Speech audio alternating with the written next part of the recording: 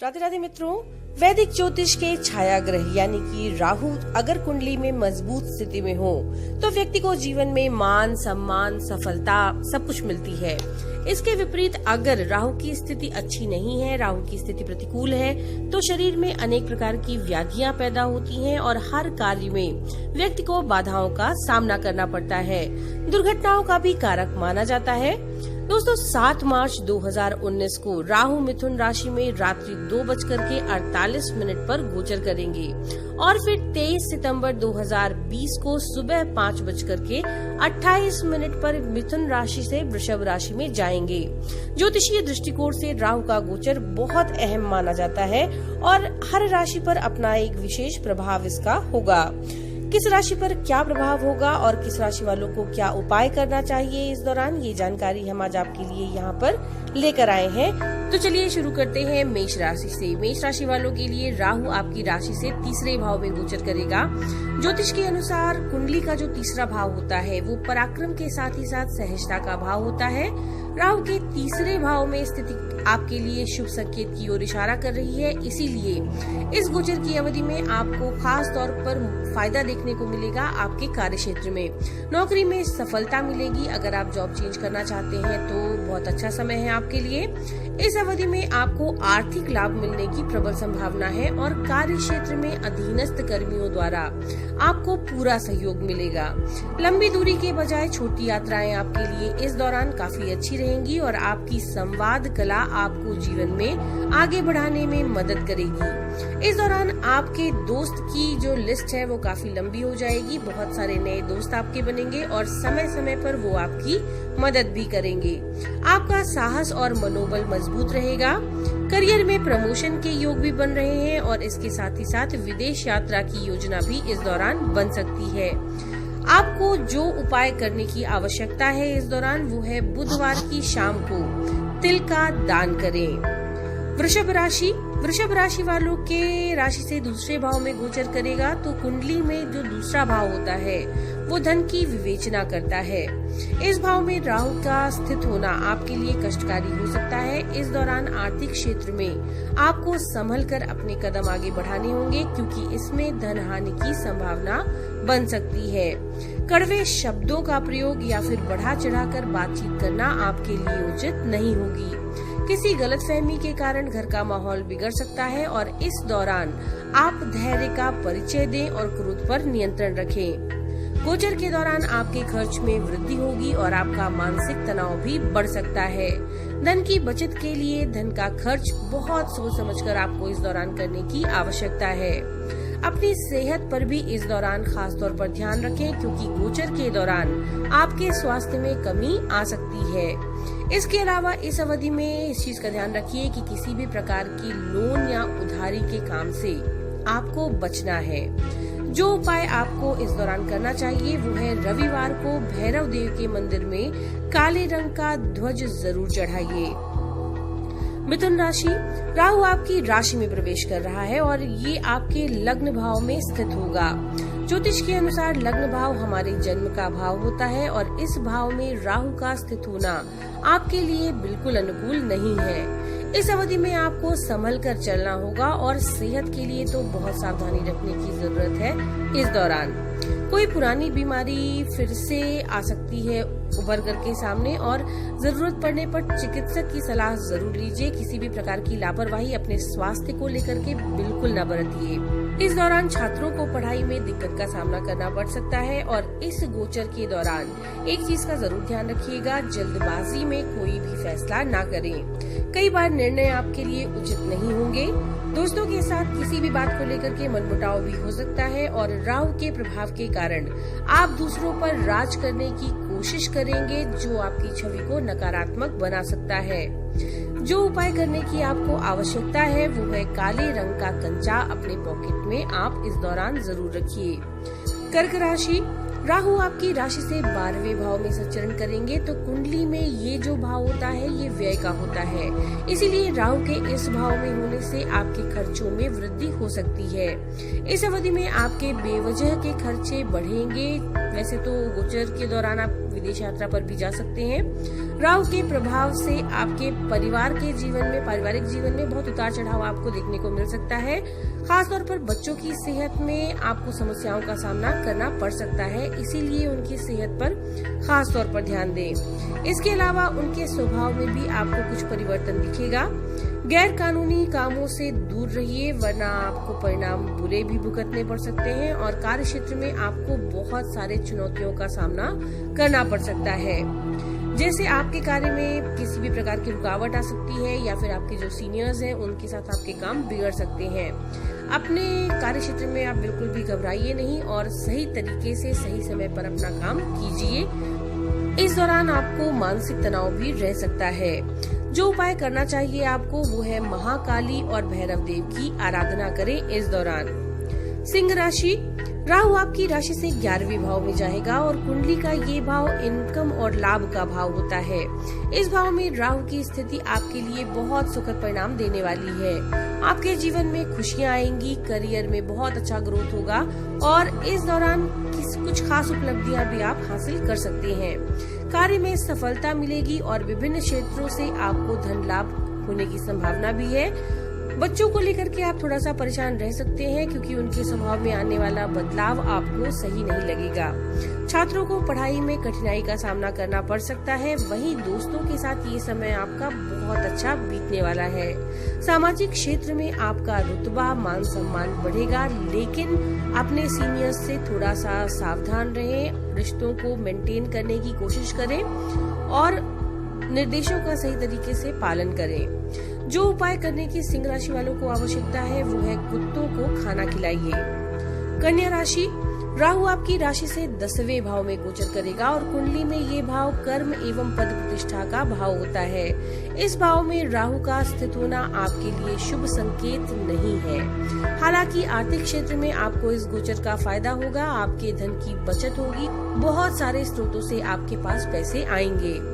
अपने लक्ष्य को जल्दी हासिल करने के लिए इस दौरान आप शॉर्टकट्स पर बहुत ज्यादा बिलीव करेंगे, शॉर्टकट आजमाने की कोशिश करेंगे।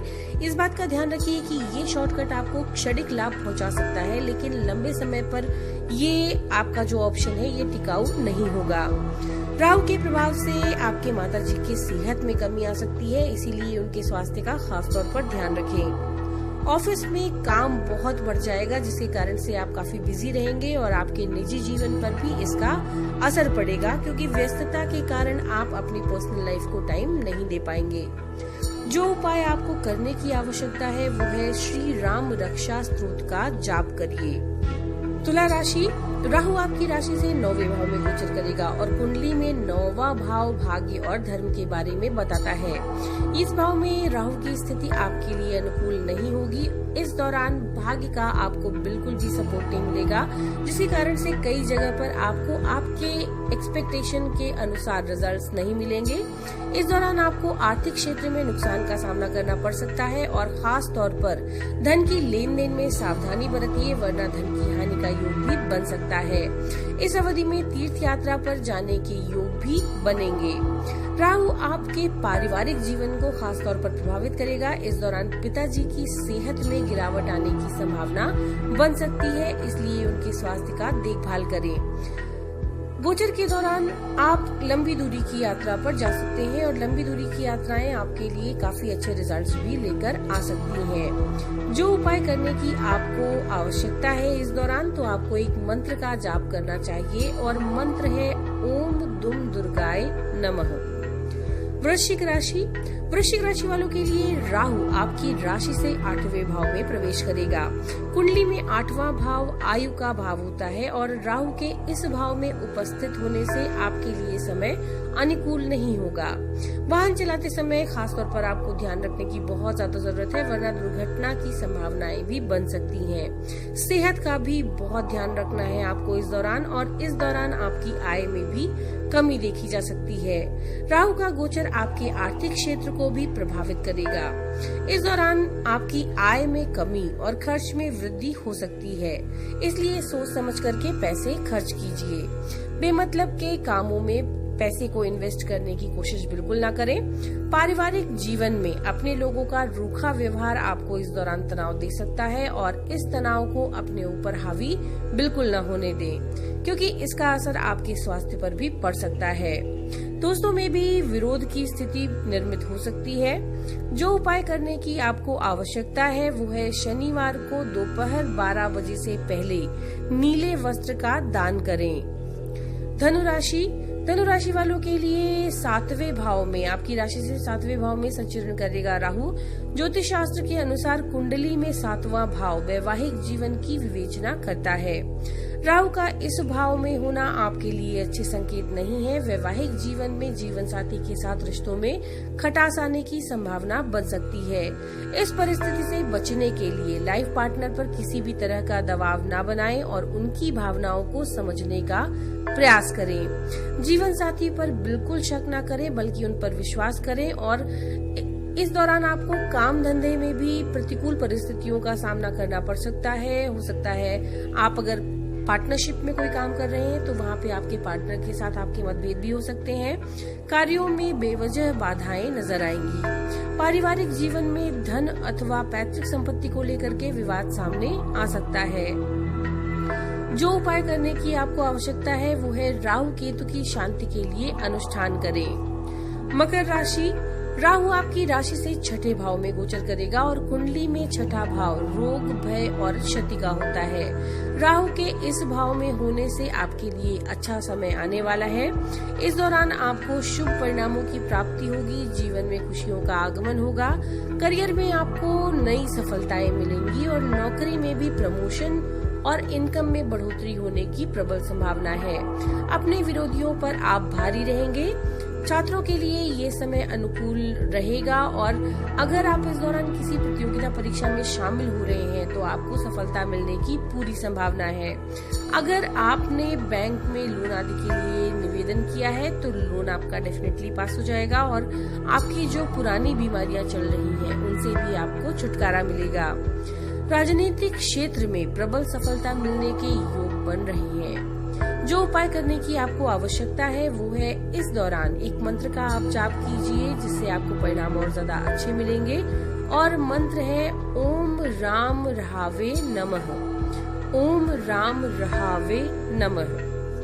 कुंभ राशि, राहु आपकी राशि से 5वें भाव में जाएगा, तो ज्योतिष शास्त्र के अनुसार कुंडली में 5वां भाव बुद्धि, विद्या और संतान को दर्शाता है। राहु ग्रह के इस प्रभाव में उपस्थित आपके लिए बहुत अनुकूल समय नहीं मिलने वाला है। इस दौरान आपको आर्थिक क्षेत्र में नुकसान हो सकता है। पैसों की लेन देन या इन्वेस्टमेंट बहुत सोच समझ कर कीजिए, वरना आपको धनहानि हो सकती है। प्रेम जीवन में भी आप विवाद की स्थिति का सामना कर सकते हैं, और इस परिस्थिति से बचने के लिए अपने पार्टनर की भावनाओं को समझें और उन्हें समय दें। बौद्धिक रूप से भी आपको इस दौरान ज्यादा लाभ नहीं मिलना है। छात्रों को पढ़ाई में काफी चुनौतियों का सामना करना पड़ सकता है। परीक्षा में सफलता पाने के लिए उन्हें कठिन परिश्रम करना पड़ेगा। जो उपाय करने की आपको आवश्यकता है वो है सप्त धान्य, यानी 7 प्रकार के अनाज को चिड़िया को खिलाएं। मीन राशि, राहु आपकी राशि से 4थे भाव में संचरण करेगा और कुंडली में 4था भाव माता, सुख, वृद्धि और बंधु के संबंध को बताता है। राहु के इस भाव में होना आपके लिए कष्टकारी हो सकता है। पारिवारिक जीवन में राहु का प्रभाव आपकी माताजी के स्वास्थ्य को कमजोर कर सकता है। इस दौरान आपको उनकी सेहत का विशेष ध्यान रखना होगा। कार्य क्षेत्र में आपको काम का बोझ काफी पड़ेगा और काम में व्यस्तता के कारण आपको निजी जीवन के लिए थोड़ा कम समय मिलेगा। अनेक चुनौतियों और परेशानियों के कारण आपको मानसिक तनाव भी रह सकता है। किसी भी चीज पर ध्यान लगाने में आपको इस दौरान कठिनाई का सामना करना पड़ सकता है, यानी आप अपने काम को लेकर के फोकस नहीं रहेंगे। आमदनी की अपेक्षा आपका खर्चा ज्यादा होगा, इसीलिए धन का प्रयोग बहुत सोच समझकर करने की जरूरत है। मीन राशि वालों को जो उपाय आपको करना चाहिए वो है शनिवार के दिन जरूरतमंद लोगों को कंबल का दान कीजिए। तो ये है राहु के इस गोचर का प्रभाव सभी 12 राशियों पर। हम आशा करते हैं ये जानकारी आपके लिए उपयोगी होगी। नमो नारायण।